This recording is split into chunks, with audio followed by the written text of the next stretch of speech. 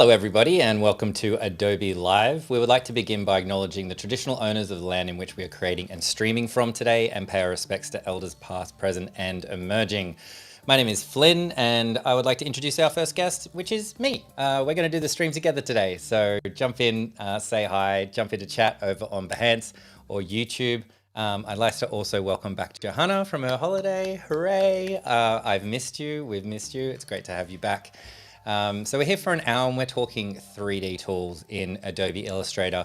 Don't worry if you don't have any experience in 3D, that's totally fine. But maybe you're really comfortable in Adobe Illustrator and you just want to add a little bit of 3D to some of your work, some of your artwork. We're going to be talking shapes, comparing the old tool to the new stuff, talking about inflation, the good kind, not the bad kind. So yeah, let's hang out. Let's jump into Adobe Illustrator. And let's do this thing. Let's make this screen a little bit bigger. How about that? So we're just going to start in, well, we're going to do everything in Adobe Illustrator. Hey Misty, what's up in chat? And Johanna, there you are in chat as well. Yeah, come and say hi. So I have more or less a new file here. We're just going to jump into, this is all I did, new file and 1080 by 1080. Now, obviously we're doing something that's quite GPU intensive, so it depends on the type of system that you're using. I'm using a PC with a pretty powerful graphics card, but I still like to keep things pretty small, and we're not going to render anything to right at the end, but let's just go with Instagram. Why not? Nothing's going to end up anywhere but Instagram anyway, so 1080 by 1080 seems pretty good to me. Now let's take a little bit of a walk down memory lane for those who have been around for maybe a while. I've cheated a little bit, and I have just a bit of a couple of color palettes up here that I can kind of choose from because I'm shocking at choosing color. So I've got someone to do it for me by going to Adobe Color and just selecting some nice palettes. So let's check it out. If you're as old as I am, you might remember the original 3D and materials tool. So it used to go up here, 3D materials. It is now 3D classic. Just to remind me how old it is. And you have a couple of options here that we could pick. So we'll bring up this little window. We can change some of these axes, the x-axis and the y. I always get them mixed up, but I think I got it right that time. And you can revolve things around. It's a bit janky, right? Because you got to make the changes over here and then they happen over there. You could also rotate this little bad boy around, or you could pick from all of these options. So you could just, hey, what does it look like from the top? What does it look like? Isometric, right.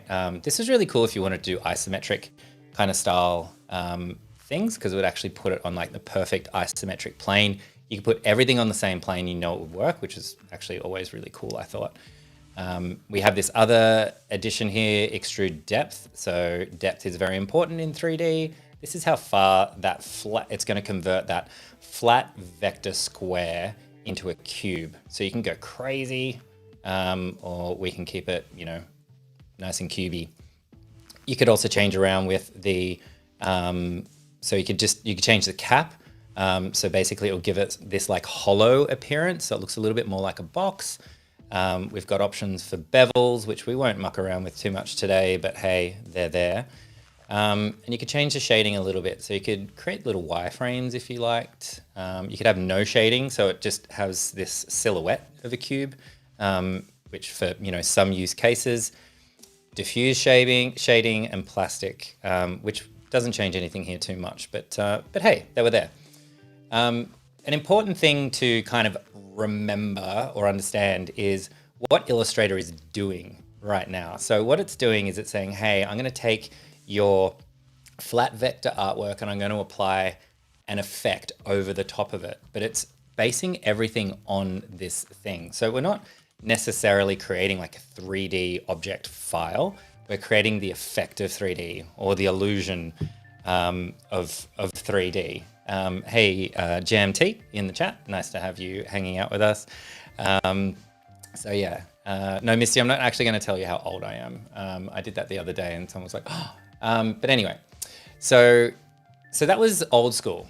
So let's look at what the new school is. So if you look over here, where my mouse is, we've got this 3D and materials tab, and some of these things we're going to recognize. If it doesn't come up for you, don't worry, just go to window, and it's the very first thing that we can find because it has a 3 in the front of it. So I click it off, there it's gone, click it back on, and here it is. And when you see it for the first time, it's going to come up here under Object. And we have those same options, right? Hey, there's our, plane. Here's our Extrude. We have Revolve as well, and then we have my favorite, which is Inflate. So we're gonna step back just a little bit here.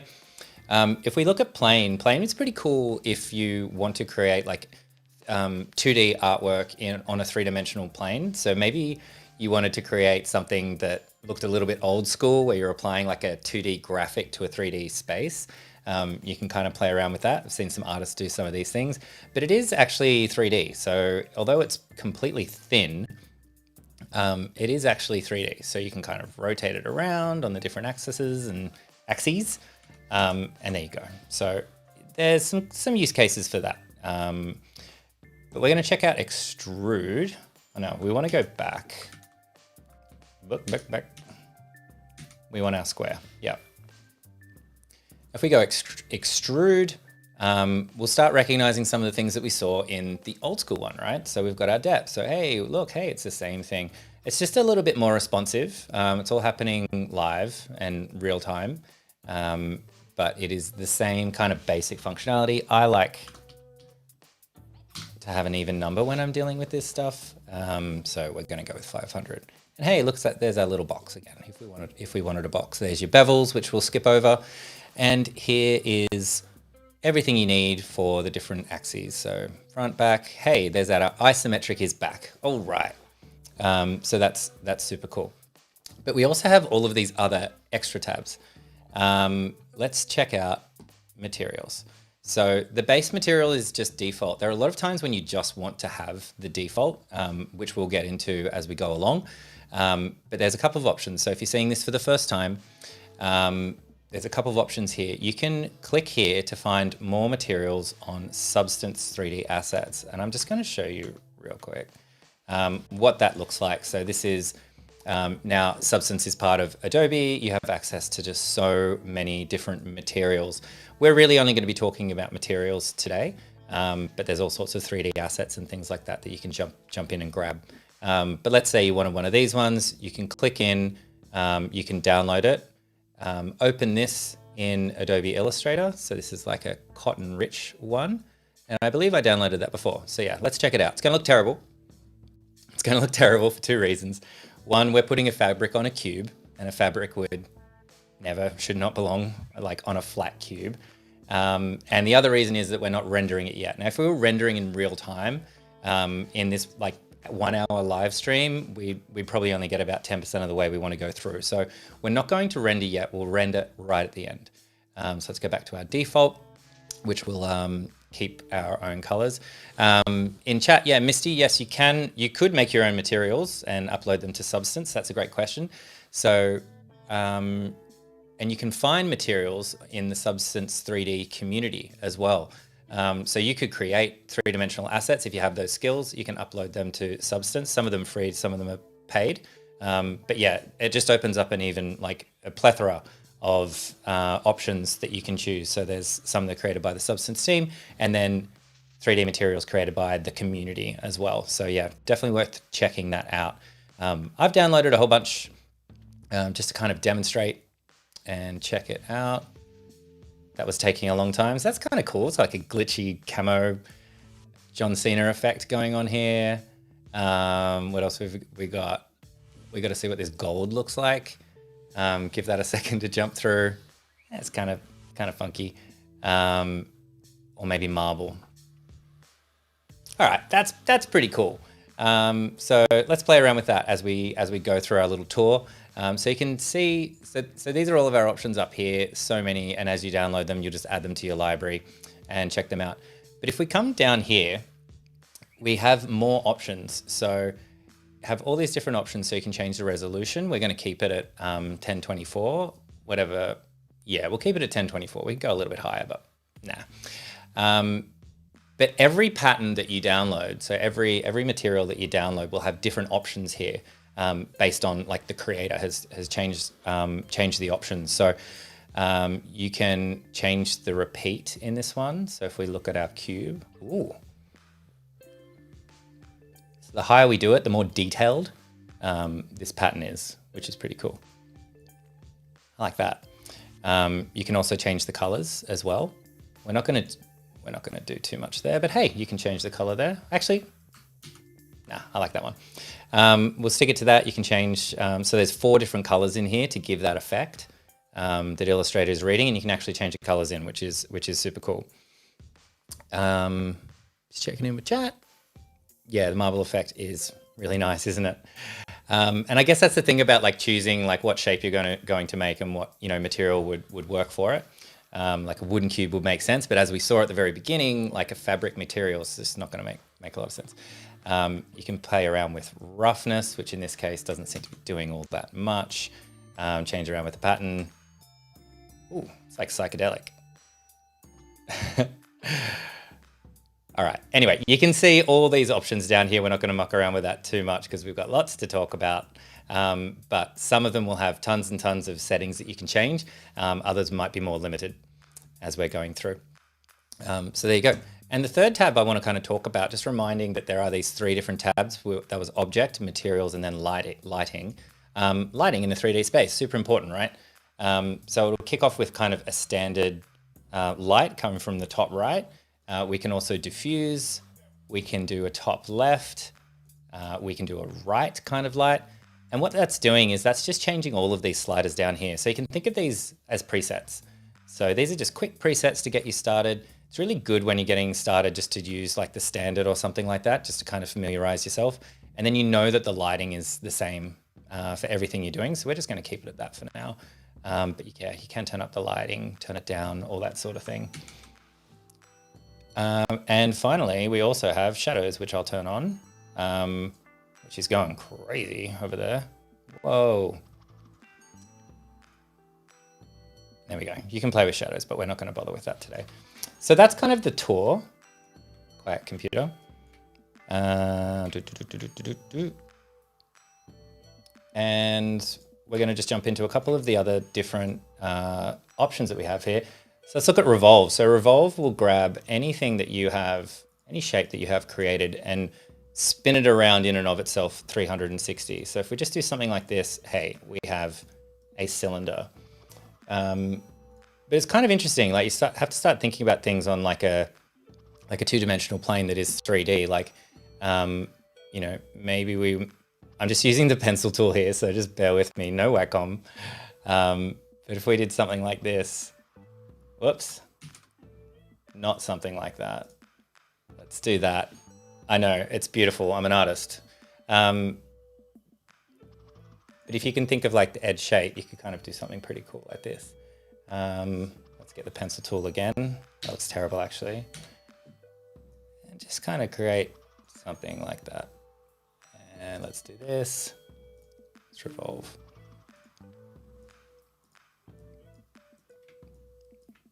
There we go.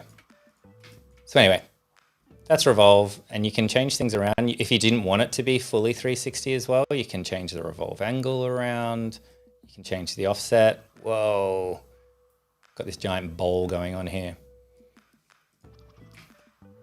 But yeah, anyway, that's some of the options. And then finally, what I wanted to kind of, wait, how did you do that? Which bit? Let me know, Misty, and I'll jump back and jump in. But then my favorite is this next one that we're going to. I don't like these sharp corners when we're dealing with like 3D. I think it was Steve Jobs that said there aren't any actual completely sharp corners if you get in close enough. It was Revolve, was it? Okay, cool. Yeah, let's delete these.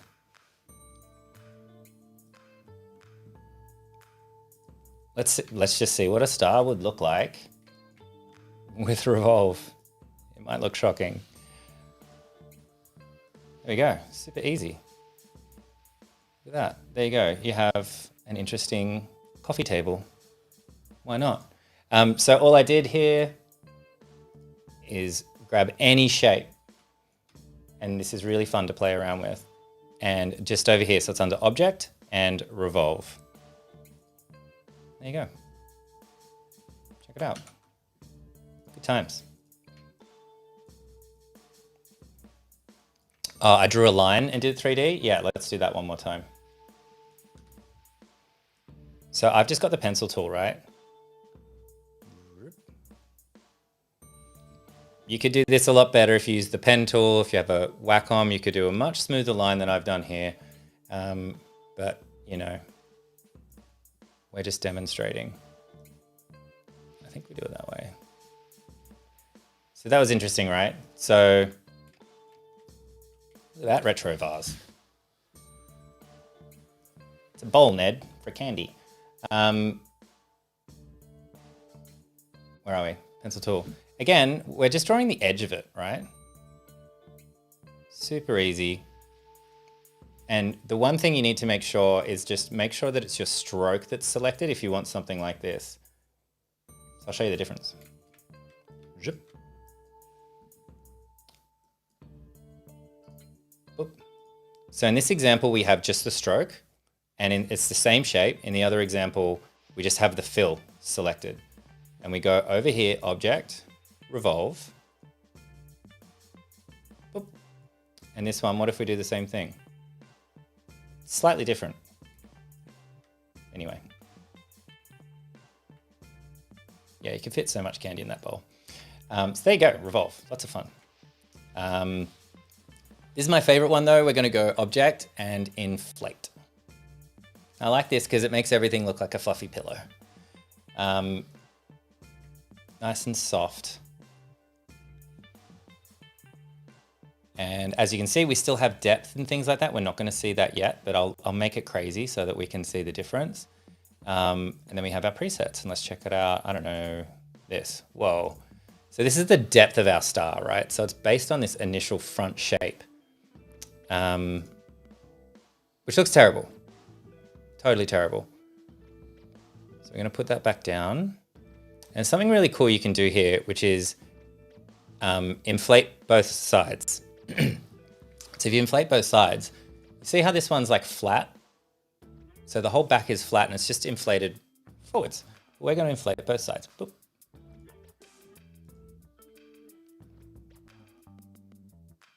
So you can see that. Almost looks like Jigglypuff.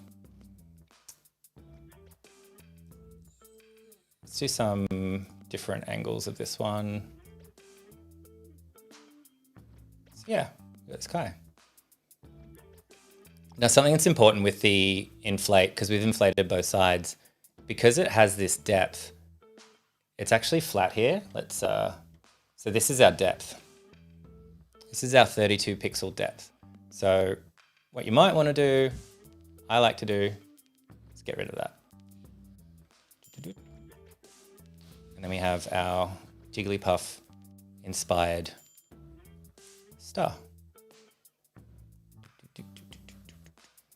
Yeah, fluffy pillow mode. So it's cool, fun, right?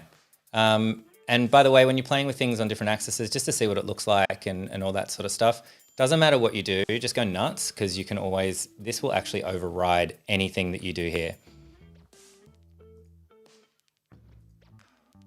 So you'll see all these settings change. So it doesn't matter what I do here. You just muck around with it and then go, oh, okay, let's just do isometric right or something like that.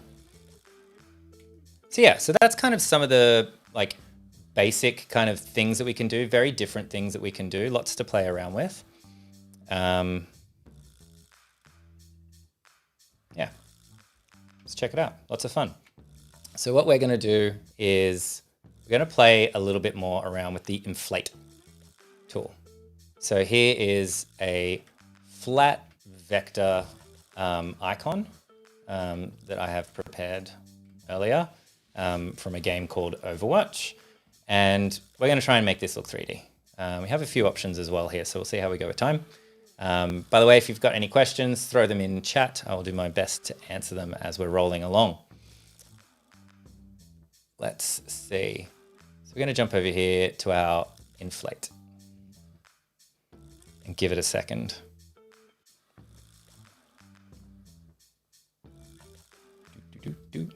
Oh yeah, it's already done it. It's just not showing 3D. Being black's probably not what we want. I think we probably want like a white skull. I'm using web colors, but I don't have to do that. I don't really want it to be blue though. Something like that is good. Yeah, so you can see pretty quickly, like it's already made a pretty decent job of it. But then we can play with our settings a little bit. So let's go down. I want to just see what it looks like isometric. So that's gone nuts. Because I had the cap on. So I want to turn the cap off. Had a slight panic then. Yeah, so it's all good. Bit hard to see it from that angle. Let's keep that depth up a bit. I'm just trying to get it where it looks like I can see the majority. That's no good. Majority of things. Let's do 30, 12. Yeah, that's better. 14. Whoa. 14. Let's do 12.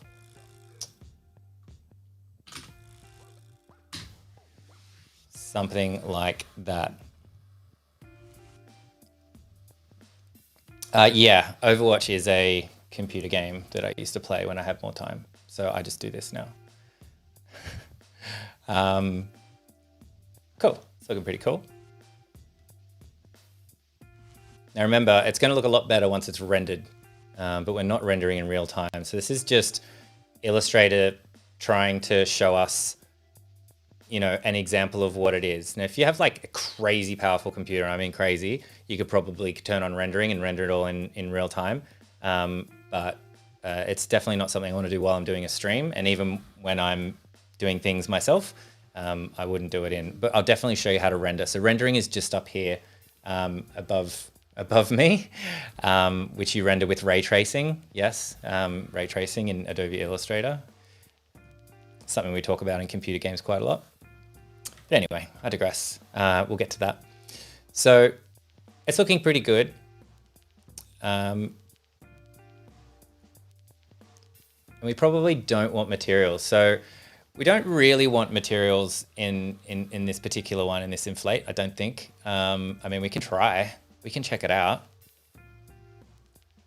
Yeah. It looks terrible. Terrible. We don't want that. I'll give a gold one just as a go. Let's have a look. Yeah. I hate it. So let's move on down here. So now down here we've got two pretty important options if you want something to kind of look metallic or plastic, or maybe, or if you want a matte finish. These are the settings you want to play with, right? So it's properties. This is under materials. This is like our second step in our process. Under properties, and you've got roughness and metallic. So watch what happens when I slide the metallic up. You won't believe it. No, you will. But this is like one end of the scale, which is super, it says metallic, but I think it's super plasticky, right? Like it's giving it a sheen. It's giving it like this gloss. It's like a difference between like, you know, satin paper or something like that. When we scroll down all the way down here, it's rough. And so I would consider that, it looks almost like something that was 3D printed, like something that would have like a bit of a rough texture. So I don't really want necessarily either of those. I want it to have a bit of a shine. So I want it to catch the light. Yes, AKA shiny Pokemon effect. Exactly. That's 2 Pokemon references in one stream, you guys. So I don't know. So if we go all the way up here, it also darkens it a little bit, which I don't want. I don't want it to drift too far away from actually looking like a skull. But I do want it to have a little bit of a shine. So it's hard to see when it's clicked because it's still holding this outline, but you can see some of the shining, you know, from the lighting on the edge, which I really like, but it's not so far away from the whiteness of the skull. And I think that's pretty cool. Yeah, it's coming really well. It's something not quite right. It looks a little bit too long. And I think what I've done is I've actually kept this depth here. So remember, the depth is our extension of 3D. So I actually want that off.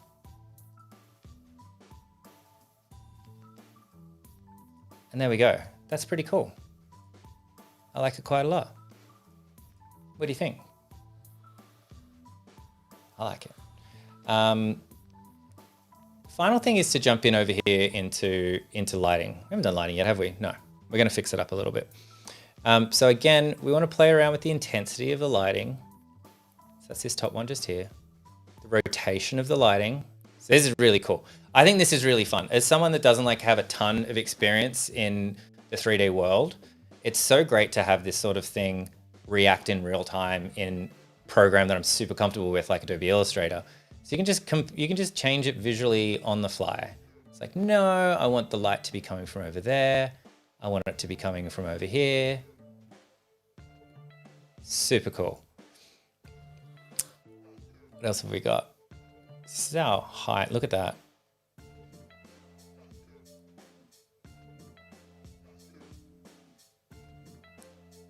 There we go.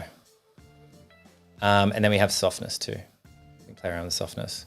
Don't think it's doing a lot. I think it might be because it's just white color. But what we're going to do is about 58 minus 30. Let's do 50. And I don't know how much that's doing, but there we go. I think that's looking really cool. Turn on or off ambient light. I want to leave it on. This is a bit too jarring for me, so we'll leave that bad boy on. And you have the intensity of the light as well. I may have already covered that. Oh, what did you just do?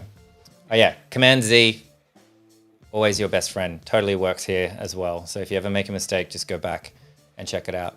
Now we can add in shadows. They're a bit janky for me at the moment. So you can change the distance from the object. So if you wanted it to give like a feeling like it's floating, you could certainly do that. And you could bring it closer. And this shadow bounds, just for people to know, this tripped me up the first time. So I'm going to definitely share a mistake that I made. Shadow bounds is as far as a shadow would actually go. So what I had was this down because I was mucking around and playing with things. But as you can see, the shadow is getting cut off.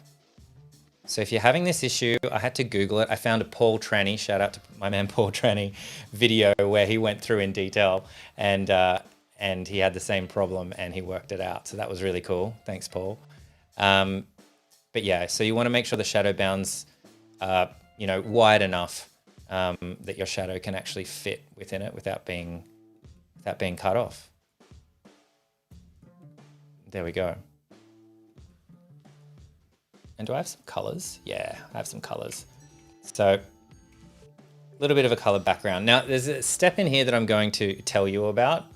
And we can try it, but I don't think it's going to work. So this is ray tracing. So what you want to do is you want to think about things in like 3 steps.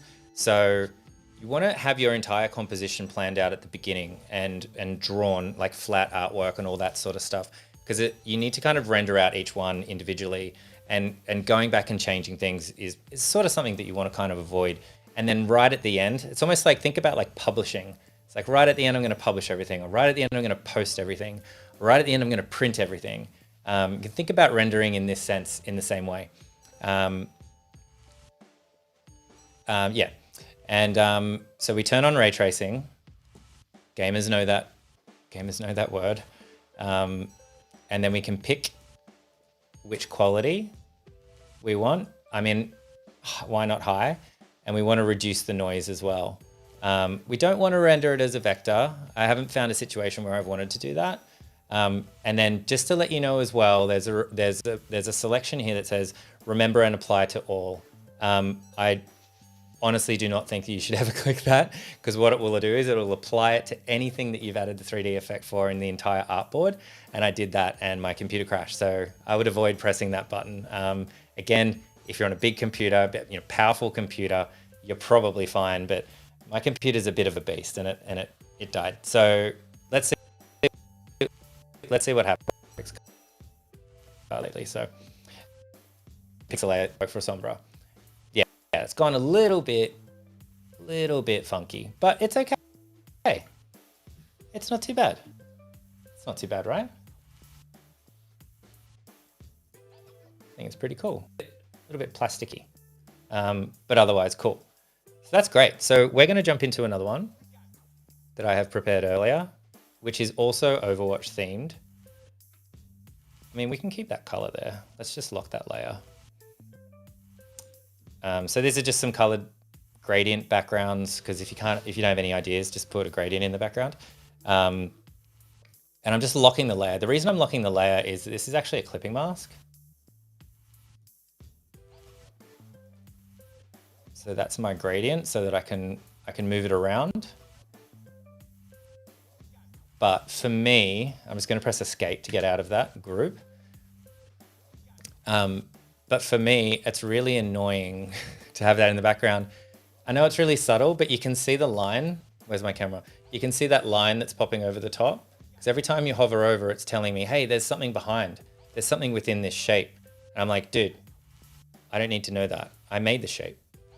I'm the shape creator. I don't need to know that. Anyway, so that's just something I do if I ever have a clipping mask happening. I just lock the layer, and then I don't get that interference, because we want to design like nice and clean. All right. Before I jump into the next one, I'm just going to check in with chat. Questions from chat very quickly. If you have any, throw them in. Try to get to them all. Hi Flynn, do you prefer chicken or beef sandwich topping? I think it's always going to be chicken. Would you be able to import that into After Effects and still get the 3D effect? My short answer would be no. I don't think so. I don't think you want to use this technique to merge with other like 3D files and stuff like that. This is like a hack, as far as I'm aware, because we're not actually creating like an object file. We're creating an effect over the top of a 2D piece of work. Johanna, just highlight if there's any more questions that I've missed, because I'm gonna keep rolling. All right, cool. Overwatch. It's not Overwatch 2. It's just the Overwatch logo. I won't get into the controversy. But hey, let's check it out. Let's see what this looks like. So interestingly enough, this has like 2 colors as well. 2 colors, and the shapes don't join. So how's that gonna work? So these are actually 2 completely different shapes. If we get our direct selection tool, you know, it's a different shape. So they're not joined. So how's that going to work? Well, what's really cool is it's going to work exactly the same. It's going to work exactly the same, which is pretty interesting. So you can create kind of complex shapes, select them all, and then apply the 3D tools to it. Here's our depth. Let's check it out. I know there's a couple more people watching than were originally, so I'm just going to go through this. I'm going to go through some of these steps again. So the depth is the 3D part of this. You can't see it because we're looking at it from the top. So we're looking at this completely from the top down, so nothing's happening. But I'm going to keep the depth really high so you can check it out. And then we're going to change in these presets. We're going to change the axis. So we're just going to turn it. I'm going to switch it around in the 3D space. Let's do that. Whoa. So there we go. That's not what we want, but you can see the depth here. So if we go back up here to depth, we can just bring it back down. Keep it a little bit thicker for this one, just to shake it up a bit. Let's play around with isometric, so you can just change it, whatever you want. It's kind of flat, kind of like that, but you can't really see it. That's crazy. We don't want that.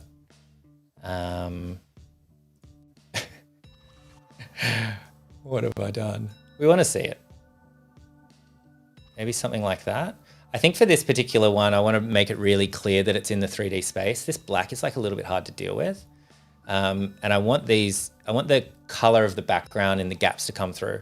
So that's what I'm thinking here. I want it to look 3D, but I also want it to see, if I do this, I'm about to point at my screen.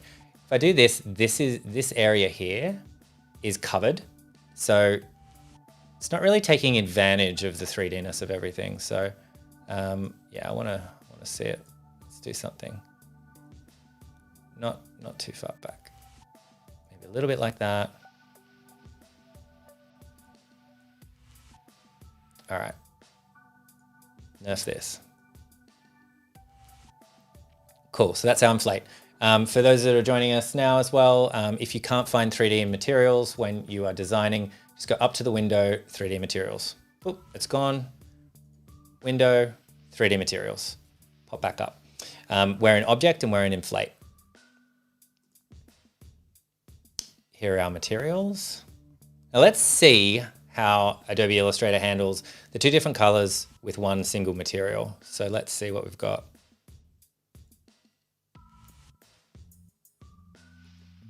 This one's called Zinc Spade.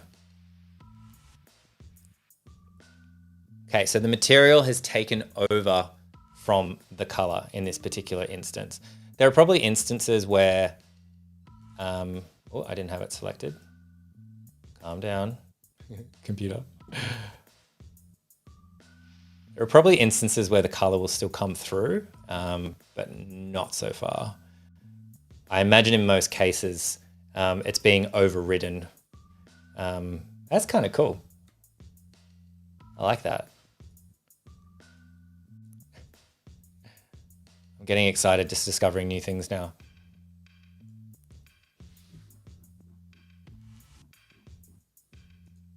But no, we'll jump back. We want our colors. We want it to look powdered.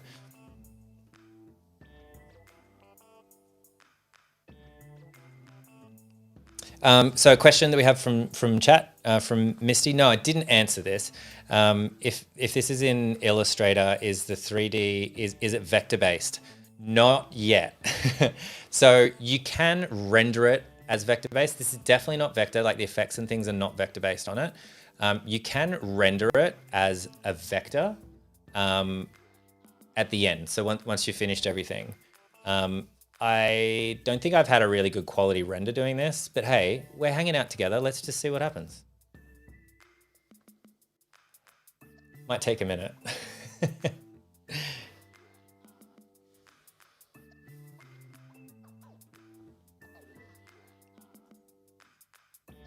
Oh, didn't seem to do anything. Do I have it selected? Oh, I didn't actually render it. Okay, so you have to turn on ray tracing up the top. I'm just going to do medium because I'm scared that this is going to do something crazy, but we're going to render that. Let's check it out. Oh, there we go. Okay, cool.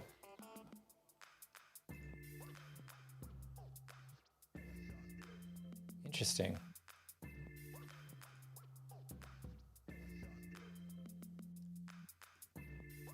Yeah, so although it's saving it and rendering it as a vector, doesn't look like you can export it as a vector-based file.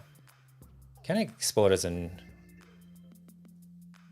We'll check that out later. You can export it as an object file. There you go. We learn something new every day. I'm going to go back here though. Misty, you may have just discovered something amazing that I didn't know about. Anyway, we're going to jump back down here. Let's check out this roughness. And the metallic again. Remember, we want it to... Maybe we want this a little bit more shiny.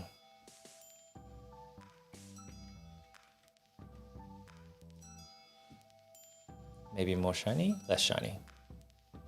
Yeah, we lose too much of the color, right? Like that turns into like this gold kind of foil. I think we want something a little bit more like that. And something that I think is interesting, like compared, if we go back to our other one here, like the color and the type of rendering suit it really well. You can see a lot of the depth and things like that. There's something about the black that's just not popping. So maybe there's something we can do with the lighting. And maybe there's not because it's just straight up black, right? And this is probably something useful for us to consider at the start. Because if we wanted to change the color here, we can't. So we would have to go back. So it's always good to like, you know, keep your vector up, keep everything off the artboard and all that sort of stuff, and do a couple of different experimentations with it. Because even though the logo is black, it's like full black. And so it's really struggling to pick up any of the lighting. So that's something to consider. There's probably 3D artists out there going, yeah, dude, of course, black is not going to reflect light as well as white. But hey, we're experimenting here today. So yeah, I think that looks pretty cool. Let's go back to our lighting. And I think I made a note of what we did before. So here, this is another kind of interesting thing. We talked at the very beginning about isometric art. Like if you jump back here, it's going to look shocking if I do it like this. But like isometric art, like or design, it's really simple. Like if you wanted to build like an isometric kind of plane, you could just apply isometric right or isometric left, which is just down here, to like everything and build everything in your, like you could build like a little city out of these cubes, and it's always going to be perfect. It's always going to look the same. And you'll probably want to apply the exact same lighting effects and the exact same isometric style to it every time you did it. And if this was going to be seen together on Instagram or on a portfolio or a website for a client, for a campaign, maybe I wanted to have an image, maybe you're a streamer or something and you got a photo of yourself, you know, looking shocked, and you got a couple of icons around you. You want them to be pretty similar. So you could change the rotation, the axis and all that sort of stuff, but you more or less want the lighting and the planes to be the same. So thankfully I wrote it down. So we did 58. This is the same lighting that we used for the Sombra logo, minus 30. And we'll just see how it looks.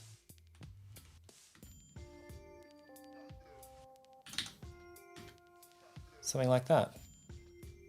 That's actually pretty cool.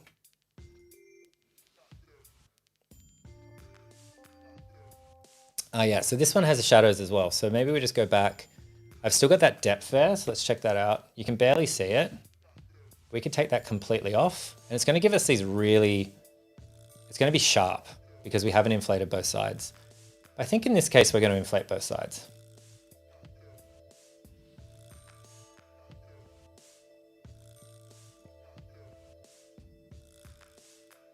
And we'll see what a shadow looks like. I mean, it's looking like Batman now. That's way too.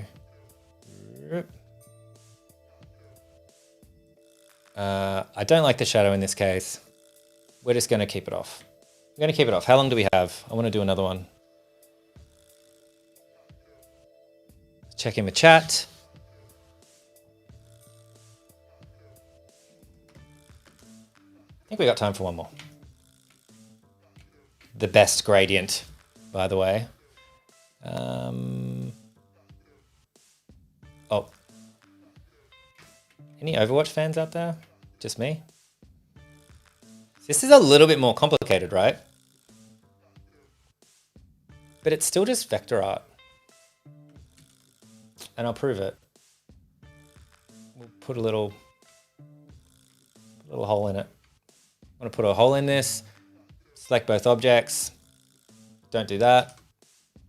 Don't do that either. There we go, stamp it out. So it's just a vector, it's just a bit, just a flat thing that you could draw with the pen tool in a second. You can even grab a logo as long as you have permission, whatever, and live trace it and bring it in here, because you don't actually have to be all that accurate. You probably didn't notice, but there was a lot of errors with the Sombra logo. And if you're presenting that to a client, it would need to be much more finesse. But for our purposes, it looked totally fine. No one said anything in chat. Maybe you all saw it and you're just being polite. Anyway, let's check it out. Let's do one more. We got time. Let's do our inflate. And I'm going to show you some high-res rendering that has worked really well as well, just at the end as well. So as well.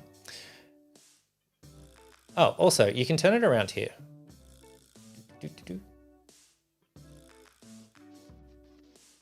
Actually make a lot of changes just by clicking this wheel.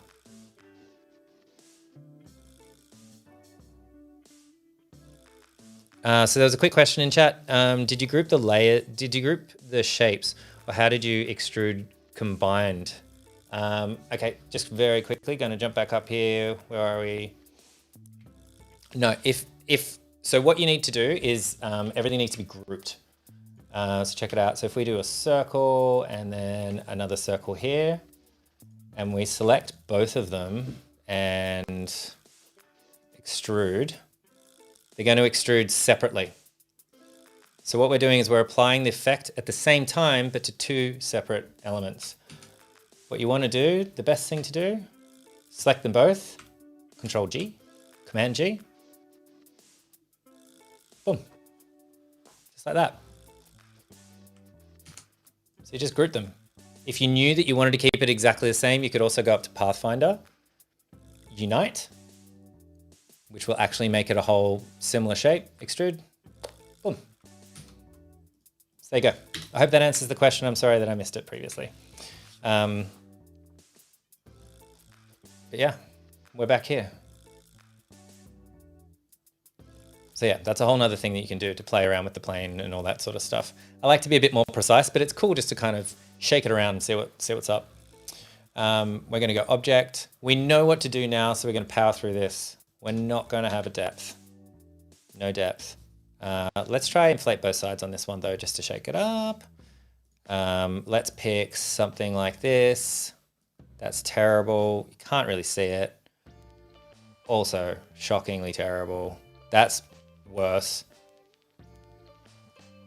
I think we probably want something like that. Nope. It's even worse.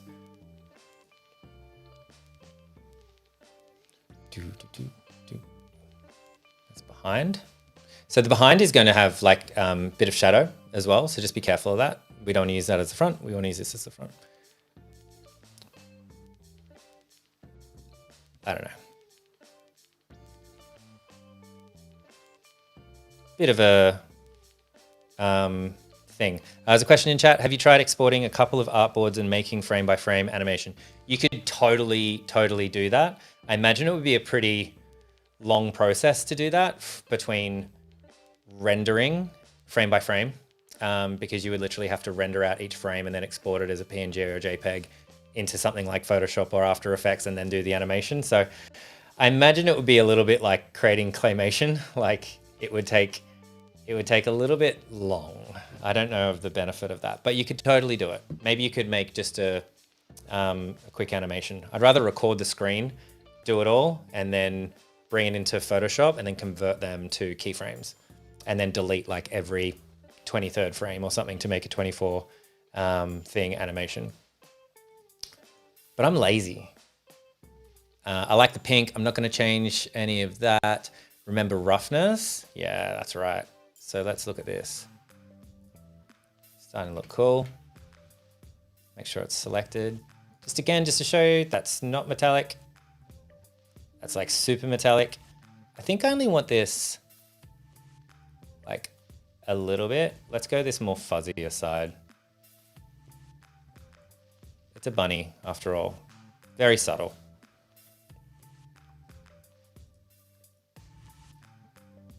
There we go, cool. I like it. Lighting. Oh, that's better. See, it's really interesting. Like depending on the shape that you've created, like if you're doing something that's geometric, isometric, all the metrics, you know, having hard light, particular angle, everything consistent is really cool. But for some of these different, you know, the different lighting like really adds to the shape and makes it, dare I say it, pop. Like see this black, it really isn't happening. So I would redo this. I would go back through and I would make this a black with a little bit of color. Sometimes when you're using full black, it's just not gonna look great. It's working, but it's not showing the 3D effects here very well. But I kind of like this, you know, Diva, just diffuse lighting. It looks cool. Johanna asking, could you maybe render and export as an action? Yeah, you could, maybe. But yeah, I don't know. How did you do the shadowing on the first object? Are we talking about the cube? Or are we talking about this one? If we're talking about this one, you just go over to lighting and then scroll all the way down. I have skipped over this on the other two because it didn't really need a shadow. And you just need to turn the shadows on. It's taken a second. Turn it on. Poor PC a chance to catch up. It's trying to do so much right now. That's where your shadows are. So sorry if I missed that question, but there we go. And you can make it really far away. Seem like it's floating.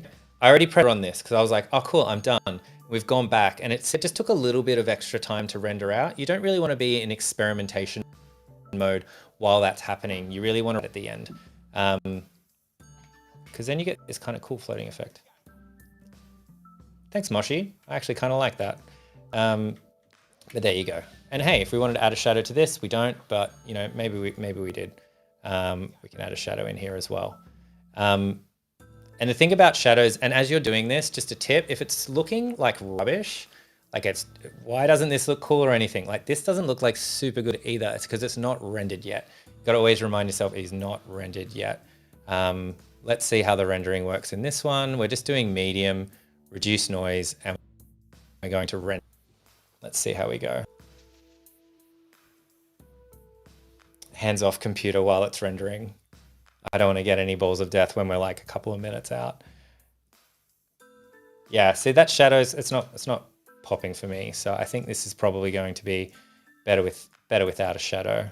But hey, as we're getting close to the end of today's stream, I just wanted to kind of flick through a little bit of a few of these. This is exactly the same, created in exactly the same way, but it's been fully rendered. I just didn't want to spend a minute like on each of these rendering them fully on screen. So this is the Sombra version. I think it's come out really nice. If you follow the steps that I've done so far, you could do exactly the same, and you can do this with any logo. You could do this with like your personal brand logo. You could do it for a client logo as well.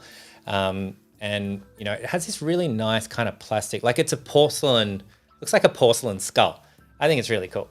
I've obviously done a much better job at the Overwatch logo when we weren't live on the stream. It looks plastic and the lighting looks much better. Remembering I didn't render out the other one. But this is how you can actually get the blacks to look nicer. I added a little bit of color so it wasn't fully black. And I think I got the rotation a little bit better, things like that. So, hey, I had more time when I wasn't on the stream. And there we go. There's the little diva icon as well. And you can really see the detail. Like I'm zooming in way too much here, but there's a lot of cool detail happening here. And if we're at 100%, I think it looks pretty cool. And if you're wondering as well, how do we render out? Click. Go over to here. If you click this, it will just use whatever settings. So if you actually just click render, it'll just use whatever settings are there. So I always like to double check, turn on ray tracing, put it on high, reduce noise most of the time, but play around, it might be better or not, and then click render.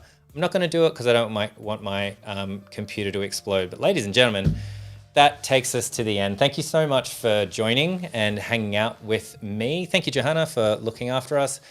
We are Adobe Live Asia Pacific. If you have any suggestions of the sort of tutorial content and things like that you would like to see on the channel, you just let us know. If you're watching the replay, let us know down the bottom, comment on YouTube, like and subscribe, all that stuff. We'll be back on Thursday and we're going to be doing some more 3D design. On Thursday, we'll be doing character design and having a little play around with that. So yeah. Thanks everyone for joining us, and I hope to catch you in the next Adobe Live.